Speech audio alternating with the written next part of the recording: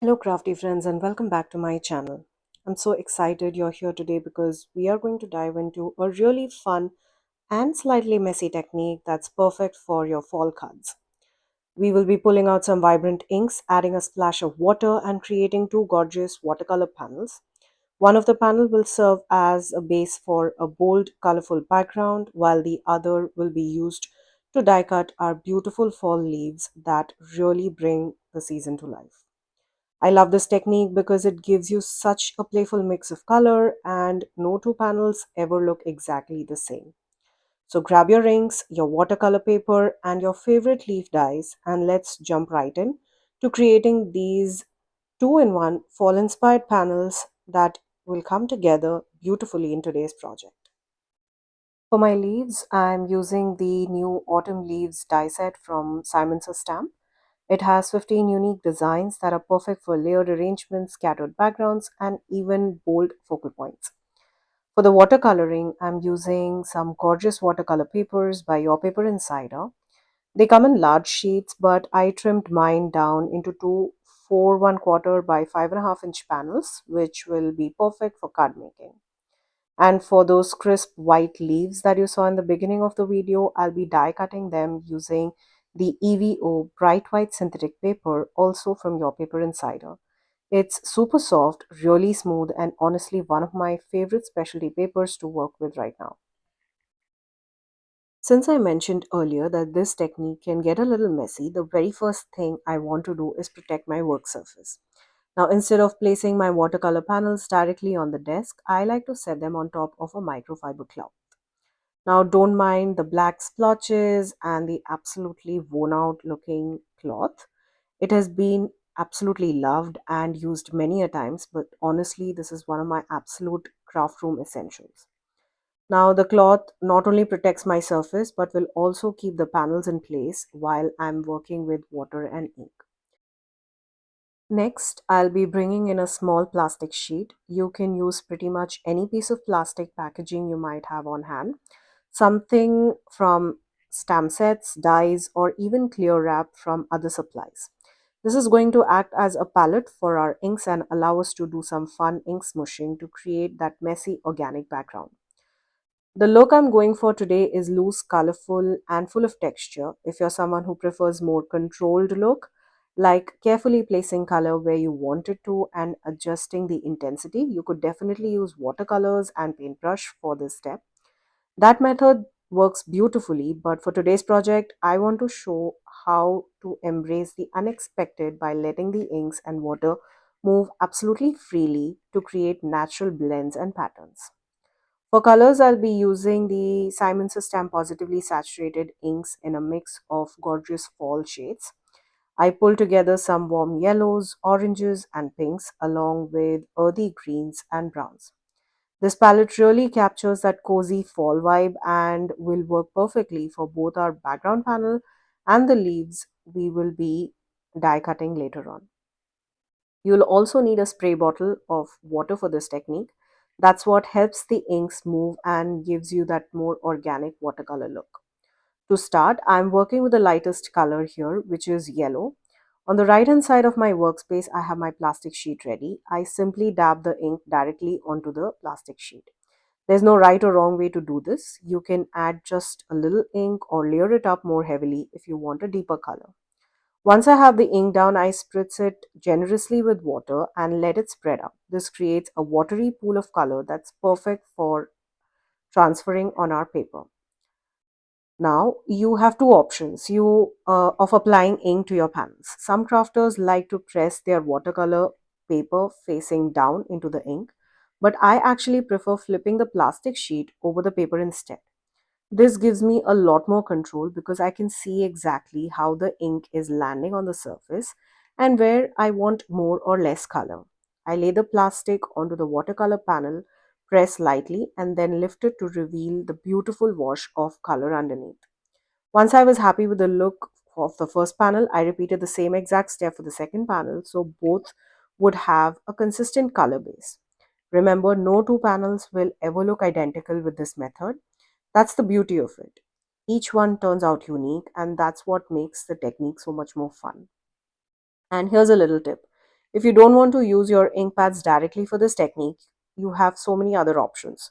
You could use your ink refills, which are a little more concentrated and will give you a deeper color, or you could even use your watercolor paints. Just add a large blob of watercolor onto your plastic sheet, spray it down with more water to get that runny consistency, and transfer it onto your watercolor panel the same exact way.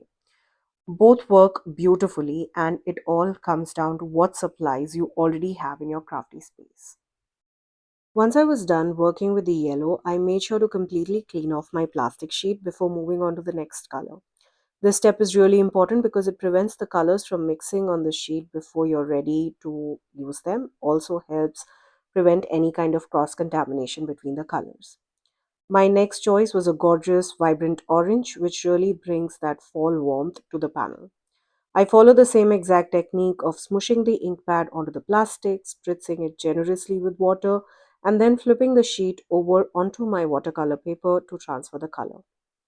After I was happy with the orange, I moved on to a more subtle green, then layered in some beautiful pinks and reds, and finally finished off with a rich shade of brown. All these colors together create such a perfect autumn palette, and each layer adds a new level of depth and interest to our background. Now, one tip I want to share, if you're someone who enjoys building up layers, you can definitely use a heat gun to dry your panel between each color application.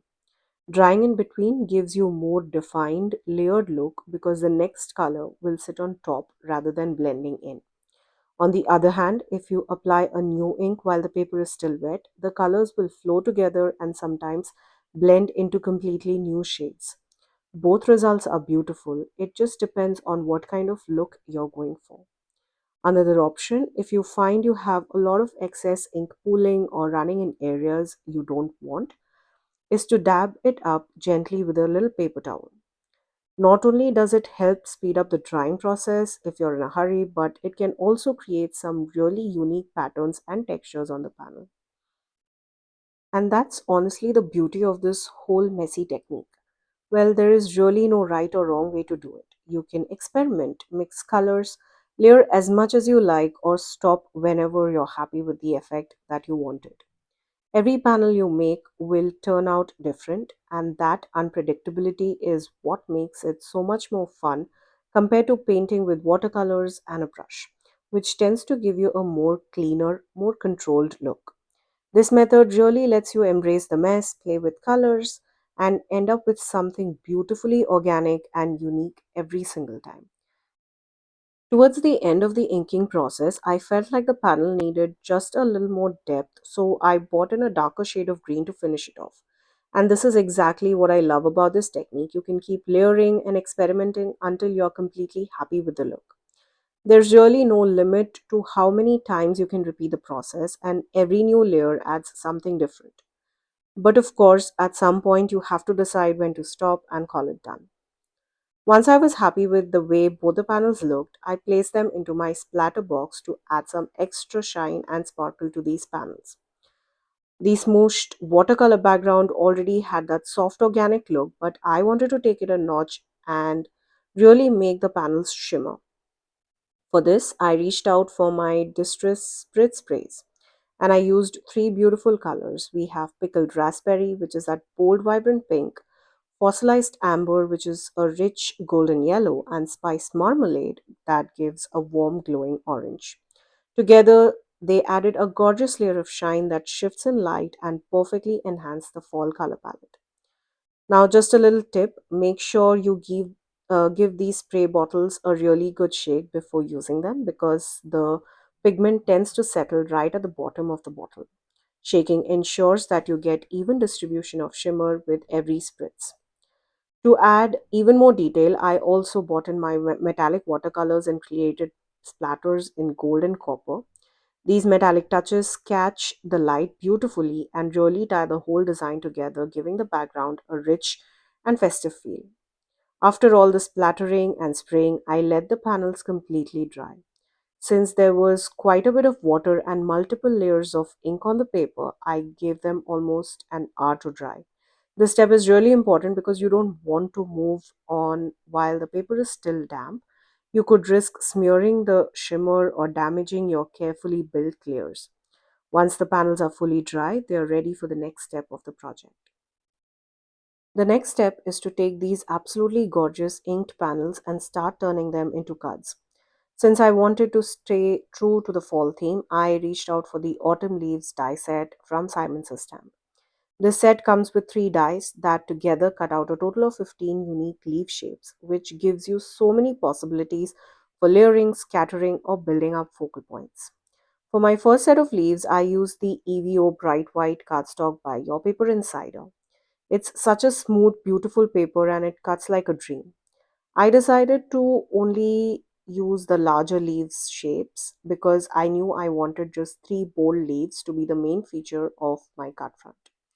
Keeping it simple with fewer leaves really allows the background and the details to shine through without feeling too crowded. For my second set of leaves, I couldn't resist using one of the ink blended watercolor panels. Honestly, it was a really tough decision choosing which panel to keep as a whole background and which one to cut up because both of them turned out so beautifully. But I knew the leaves would look incredible with those layered colors, so well, I went for it. Unlike the white cardstock where I stuck with just the larger shapes, here I used all three dies to cut a variety of leaves. Now, because the panel had so many blended layers, we have greens, orange, pinks, yellows, and browns. The die cut leaves came out looking incredibly natural, almost like real autumn leaves you'd find outside. And those little gold splatters that we added earlier, they catch the light perfectly and add just the right amount of shine and charm to our leaves. It's such small detail, but it really makes the leaves look special and brings out a touch of elegance to the overall design. For my first card, I wanted to keep things clean and simple while still highlighting those gorgeous watercolor leaves. I started with an A2 size white cardstock panel, but before adding the embellishments and the leaves, I stamped my sentiment. I chose the Thank You for Everything sentiment from Vintage Blooms stamp set by Simon's Stamp, which was released a couple of months ago. It's such a timeless set, and the font style works beautifully with the fall theme. I stamped the sentiment towards the lower right hand corner of the panel, giving myself plenty of room to arrange the leaves along the opposite side. After stamping, I trimmed the panel down slightly to 3 3/4 by 5 inches. This slight adjustment is something I often do, but well, I often do 4 by 5 1/4, but this is a lot more smaller than that. It not only gives the design a more balanced proportion, but also leaves me with a nice border when I eventually adhere it to my cut base. Next, I bought in the beautiful watercolor leaves I had die cut earlier. I decided to place them along the left hand side of the panel, creating a cascading effect that draws the eyes from top to bottom. I scattered them randomly so the arranged leaves would feel natural, like leaves drifting down in autumn. To add dimension, I adhered some of the leaves flat with liquid glue and popped a few with thin foam squares. This mix of dimension adds subtle shadows and makes the cluster look more dynamic.